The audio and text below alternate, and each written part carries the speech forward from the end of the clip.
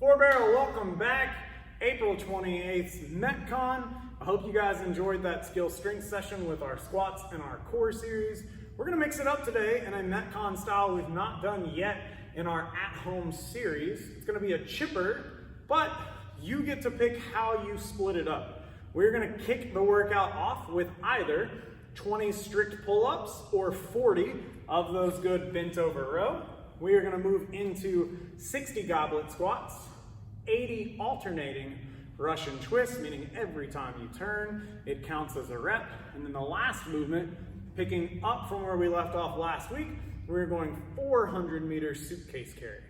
On those suitcase carry, just like the entire workout, you can switch as often as you need. Just try to make sure that by the end of that 400 meter carry, you've carried 200 meters on one side and 200 meters on the other side.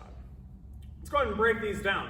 Obviously, I don't have a pull-up bar behind me, so if you do have a pull-up station at home, these can be strict unassisted. They can be strict with a band. You can also use a stool or a box if you don't have any bands to do a foot-assisted pull-up. Remember, they're strict. We're trying to really nail strict strength because we've not been kipping a ton, so try to avoid doing kipping pull-ups. If you haven't been, we really want to make sure that shoulder is well and protected.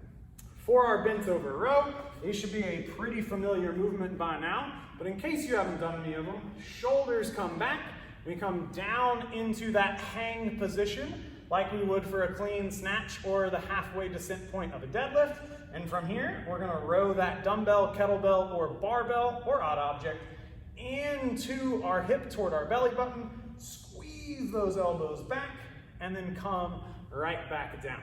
Again, we are going palms up with a dumbbell or kettlebell if we're using just one, and with that barbell. If we only have one dumbbell and we need to use both hands, grab them on each side of the head, or that odd object, palms can face in, no big deal. From there, we're going goblet squats. Biggest thing here, I just wanna see full control all the way down, so you may need a target to squat to. We just want to get all the way down and all the way up. Remember, in the heat of the moment for Metcons, we tend to like to think that these become squats. Make sure you get the full effect of that movement and stand up nice and tall. From there, we're coming down to the ground for our good Russian twists. We can pinch our feet. We can cross our ankles.